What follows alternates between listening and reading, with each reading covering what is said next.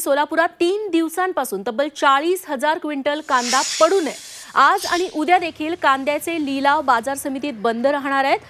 केंद्रीय मंत्री अमित शहा यांच्या विरोधात केलेल्या आंदोलनामुळे माथाडी कामगारांनी कांदा उचलण्यास विरोध केला होता। त्यामुळे आज लिलावासाठी कांदा बाजारात आणला जाणार नाहीये। उद्या बाजार समितीला साप्ताहिक सुट्टी असते, त्यामुळे शुक्रवारपासून कांदा बाजार समितीत तसाच पडून आहे। दरम्यान माथाडी कामगारांच्या आजच्या बैठकीत आंदोलनाची पुढची दिशा ठरणार आहे आणि याबद्दल सविस्तर माहिती देत आहेत आमचे प्रतिनिधी अभिषेक आदेप्पा। सोलापूर कृषी उत्पन्न बाजार समितीमध्ये गेल्या 2 दिवसांपासून कांद्याचे व्यवहार ठप्प झाल्याचं आपल्याला पाहायला मिळतंय। आपण सध्या सोलापूर कृषी उत्पन्न बाजार समितीमध्ये आहोत। माथाडी कामगारांचं या ठिकाणी आंदोलन झालेलं होतं। माल उतरवण्यास आणि गाडीमध्ये चढवण्यास त्यांनी नकार दिला होता, त्यामुळे या ठिकाणी ही परिस्थिती निर्माण झाल्याचं आपल्याला पाहायला मिळतंय।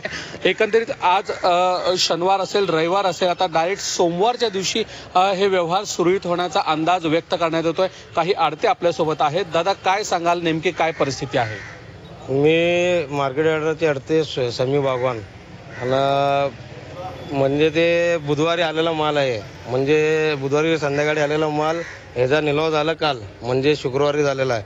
आता याचा माथाडी कामगाराचा बेमुदत संप पुकारले होते, कसं तर करून म्हणजे ते शेतकरीला आम्हाला थांबवला येत नाही, म्हणून काल निलाव करून याला पाठवून दिलेत।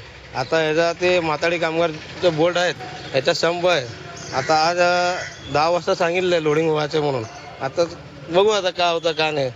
का एकंदरीत शेतकऱ्यांनी माल विकलेला आहे, लिलावावरती आणि कांद्याच्या भावावरती याचा काय परिणाम झालेला आहे, काय सांगाल? आता म्हणजे बघा 2 दिवसाखाली म्हणजे सोमवार मंगळवार 3 ते 3,000 ते 3500 रुपये भाव होता। आता हे 2 दिवस ठप्प झालं म्हणून ना 3,031 रुपये शेवट भाव गेलाय। रुपया 2 रुपये बाजार भाव पडलेला आहे।